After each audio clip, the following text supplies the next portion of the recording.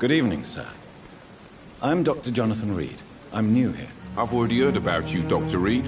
I'm Milton Hooks, the ambulance driver for this shithole of a hospital. That's quite a blunt introduction, Mr. Hooks. You can call me Milton. I like to speak my mind, Dr. Reed. Perk of the job. Don't judge me, and I won't judge you. I'm not sure I understand what you're talking about. Well, I'm no doctor, but I'm pretty sure a gun can't be used as a surgical instrument. You have a keen eye. I learned to shoot during the war, and have carried one ever since. Old habits die hard. No need to explain, Dr. Reed. And if you ever need a better gun, remember, I may have something for you. Goodbye, Milton. Good evening, Milton. Good evening, Doctor. Are you really smuggling weapons through the hospital? And why not? I've already been attacked by patients, you know. And by gang members willing to steal my money. But you're not defending yourself. You're selling guns to civilians. You keep people alive your own way, Doctor. I offer them another way to protect their health. How is the situation around here? You want to hear the situation is all right? It's fucking awful. We lack everything. And it's getting worse every day.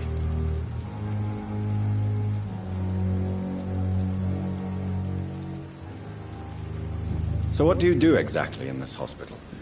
Apart from smuggling guns, I mean. I've been an ambulance driver since... too long, I guess.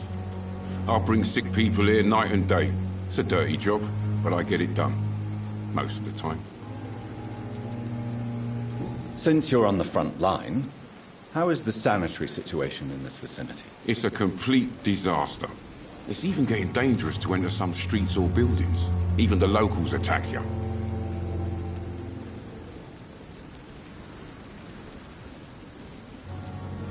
It sounds like things have been a bit rough recently. What's happened? Yesterday I got attacked by the patient I was bringing here. I escaped through the hospital's garden, but I lost my wallet when I was running. You left an infected patient outside the hospital? That's incredibly dangerous. Go there yourself if you want, but be careful, Doctor. I'd rather not bring your dead body back.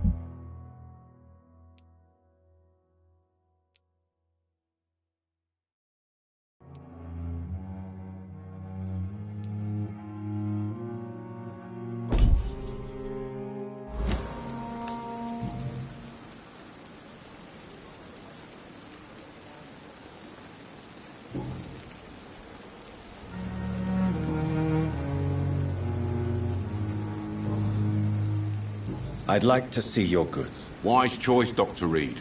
A reliable gun is what everybody needs these days.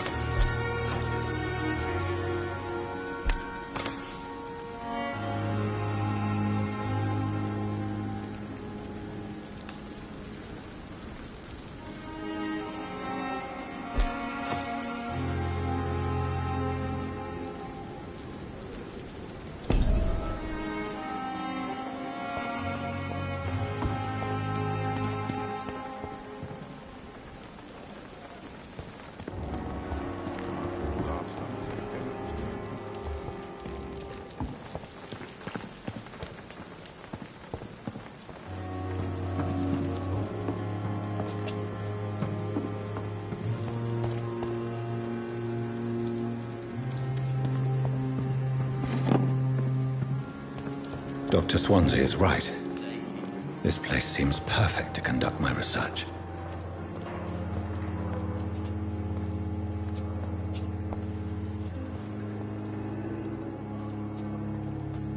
Good evening, miss. I'm Dr. Reed, the new surgeon at the Pembroke Hospital. And who are you? Your name has no meaning to me, mortal. You're nothing but dust blown by the winds of eternity. I beg your pardon? What are you begging for, mortal? My clemency? Well, tonight maybe I'm inclined to mercy. You'll never forget the night you met Thelma Howcroft. You keep calling me mortal. Why is that? And if I'm mortal, what are you? Well, Dr. Reed, if you must know, I'm a vampire. And why do you believe you're a vampire? I don't need to believe anything. It is what I am. It is what I feel within this hollow shell of flesh. Please, describe to me how you feel. What is it like to be a vampire? I can hear my body crumble from the inside as my flesh cracks and fades. I sense the last pulse of postulant blood within my drying veins. I need new blood. I see. Have you ever heard of Cotard's syndrome, Miss Howcroft? Never. It's a mental illness discovered by a French neurologist named Jules Cotard. The affected patients are delusional. They believe that they are putrefying, that they are dead, a ghost or a ghoul, or in your case, a vampire. Delusional, you say? Oh, sad and petty mortal. You can't even begin to understand the concept of immortality. And you think it is I who am delusional. I'm assuming you must be a patient here. Am I right, Miss Howcroft? It's only a cover. To hide from my enemies. I can leave whenever I want. As a woman, a spirit, fog, or bat. Who are these enemies you mentioned? Can you describe them? I cannot say for sure. But I sense their eyes on me from nearby. I feel them watching me every time I visit the garden near the morgue. The staff here are not your enemy. They're here to help you, to care for you. I'm not speaking of the doctors in white. I'm speaking of the men and women who hunt me. For I am a vampire. I see. Don't worry. These people will not find you here. I'll personally make sure they leave you alone. Thank you, mortal. But do not interfere with them, for you are no match for those that hunt me.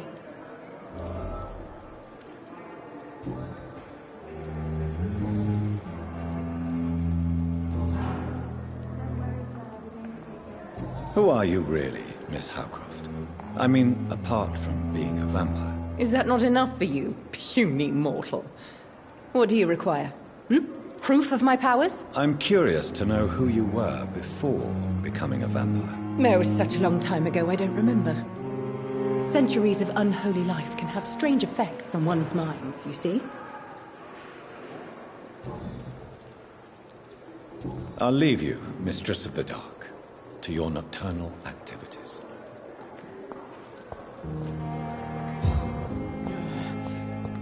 Damn. The pain. It's here again. Good evening, sir. Can I help you? Unless you're here to fix my face. No. I don't think you can help me. I'm Dr. Reed. I've recently taken the position of head surgeon here. War injuries, am I right? You guessed right, Doctor. German shell took my pretty little mug right off. But they still call me Thomas Elwood.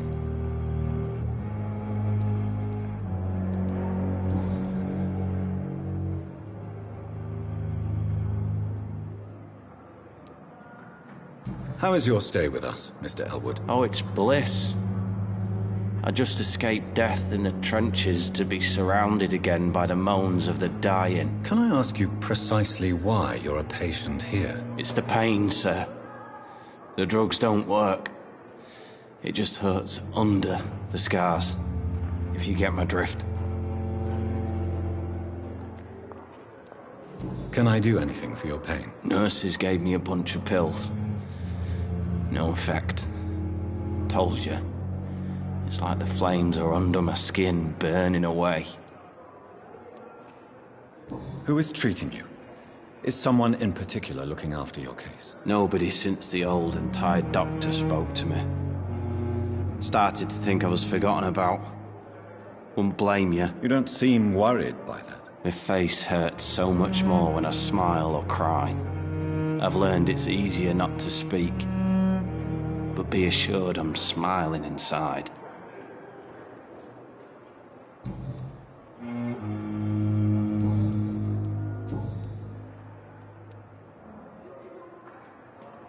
Where were you stationed, sir? Did you serve for long? I really don't want to talk about all this shit. No offense. I was pushing too much. I served in France myself. I just wanted to know what happened to you. You were an officer, weren't you? Then I doubt we fought the same war, sir. No offense. How close are you to Miss Horcroft? Are you aware that she thinks she is a vampire? To wait for her next nibble is the best reason to stay here. Every time she approaches my bed, she treats me like something tasty. A normal person. Aren't you afraid? She may hurt you if the game goes too far. She's quite harmless, I can assure you. Her head's broken inside is all. While I'm busted on the outside. But she's still beautiful. Living proof that there's hope for me.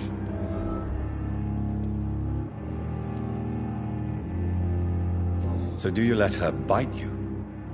You know that's not sanitary. And why not? She's only supping a few drops of me blood. And the pain, it's real for once. She could decide to bite less willing patients. Then it's another good reason for me to stay here, Doctor.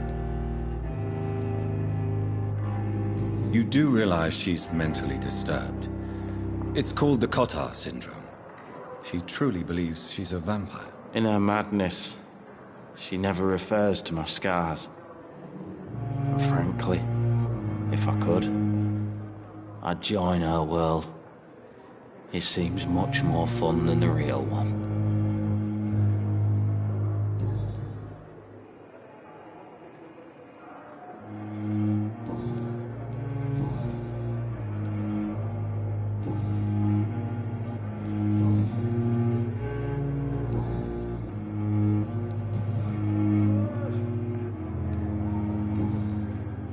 Goodbye for now, Mr. Elwood. Fear and disgust on every street corner. The daily routine. Good evening. I need blood. Tell me, Thelma, why do you feel so attached to Mr. Elwood? Why him? I'm not sure, Doctor. I think we have a bond of some sort. We've both suffered so much. He's the only mortal I find interesting. Do you plan to make him a vampire too? Of course not. How could I inflict my curse on anybody else? I'm not that cruel, Doctor.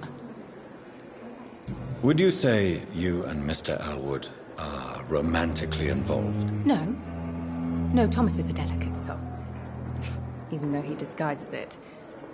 But I am not the woman he needs. No, for I am a vampire, Doctor.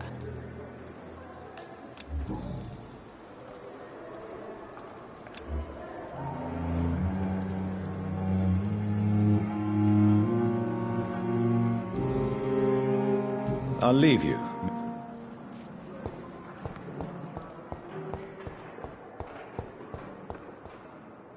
Good evening.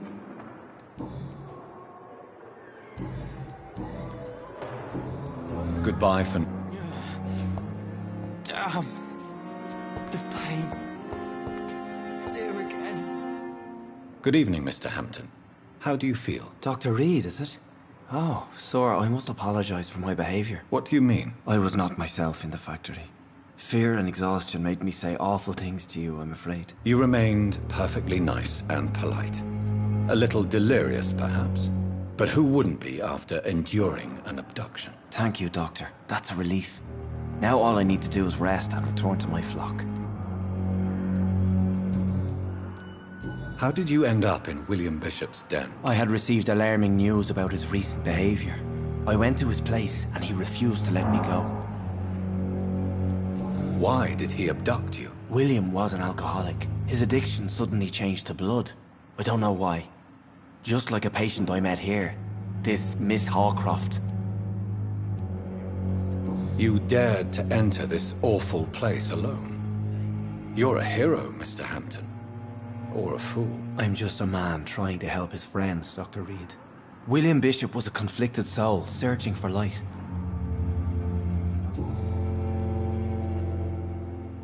What is the general situation in the East End docks? The situation has always been tough, with a lot of tensions between the gangs and the Dockers Trade Union.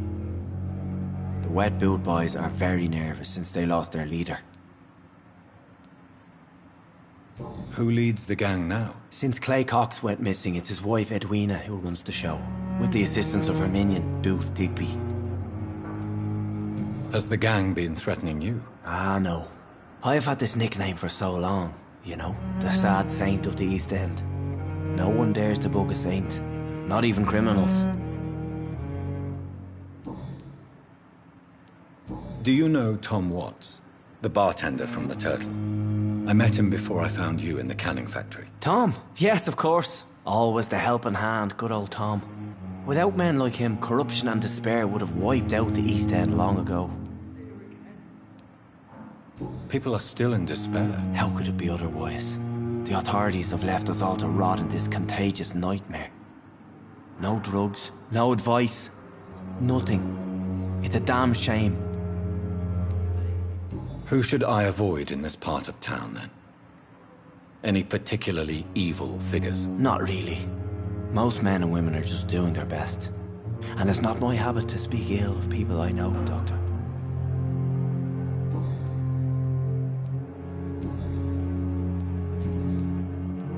What do you do for a living, Mr. Hampton?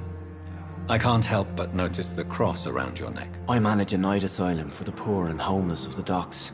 And I try to guide the lost and hesitant on the right path to our Lord. Are you a priest, Mr. Hampton? A deacon, maybe? Not at all, Doctor. I'm just a man of faith willing to preach the good word. Why didn't you use your cross against William Bishop? To repel him somehow? That's a very strange question, Doctor. A cross is no magical token, if that's what you were trying to say. Not mine, anyway.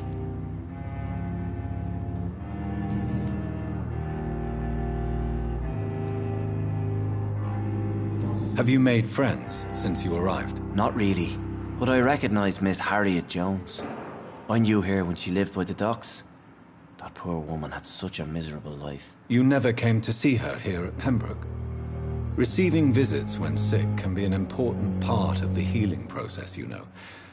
We're not just bodies. You're preaching to the converted now, Doctor. To be truly honest, I thought she was dead. She left the docks many months ago.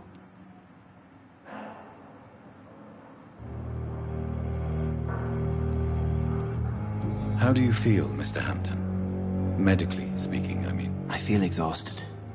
Beyond exhaustion, actually. William drank so much of my blood in his madness. I feel empty. You're in good hands here. Dr. Swansea is well versed in blood transfusion, and I'm sure he'll take the best care of you. Thank you, sir. I believe all I need is rest. And then I can go back to the people who need me.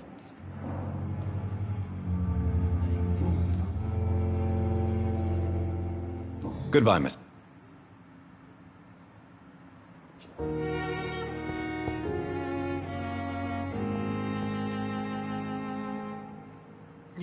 I cannot enter.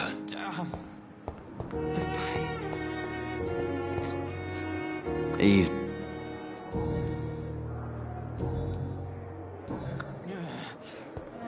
Damn. The pain. It's here again.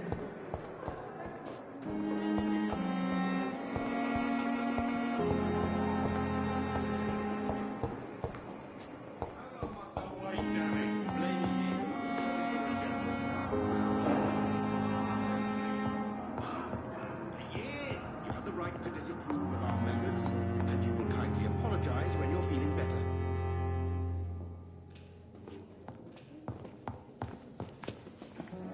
Good evening, Doctor.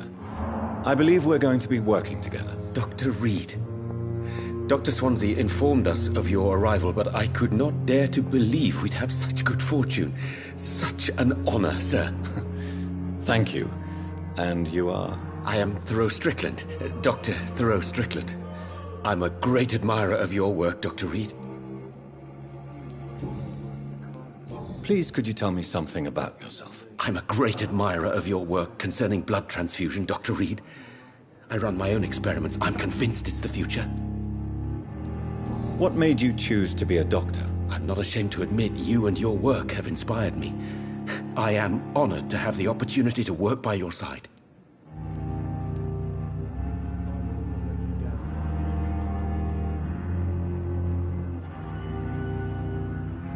It's always a pleasure to share scientific and medical knowledge with someone eager to learn. I'll be glad to help you if I can. This epidemic may be the century's most terrible disaster, but I'm convinced that we, as doctors, are the only ones able to defeat it.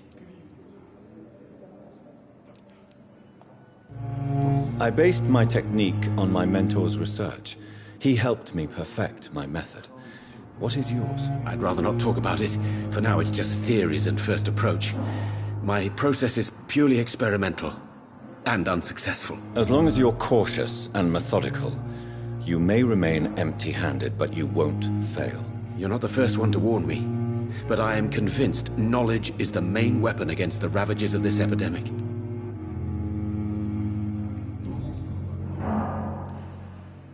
What can you tell me about the Pembroke? Well, it has always been an honor to work with Dr. Swansea. But with your arrival, I can't think of a better opportunity to learn about blood transfusion. You seem quite optimistic.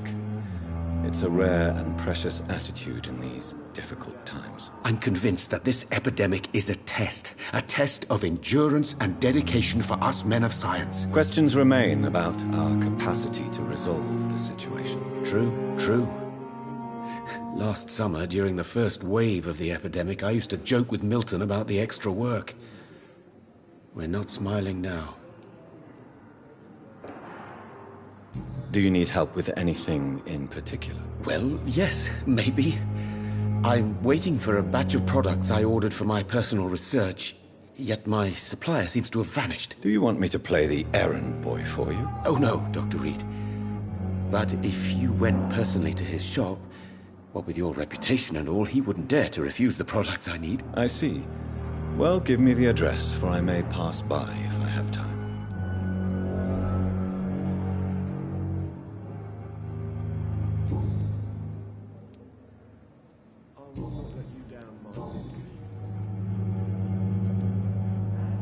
Tell me more about your willingness to experiment with new medical techniques. Harvey Fiddick is a patient suffering from a severe injury that could cripple him if not treated correctly.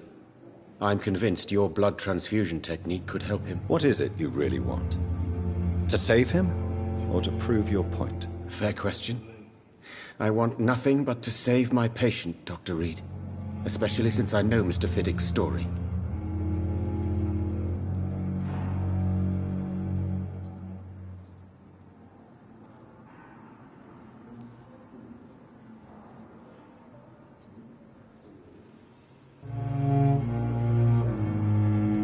Tell me Mr. Fiddick's story. Our first diagnosis was compromised because Mr. Fiddick lied to us about the real origin of his injury.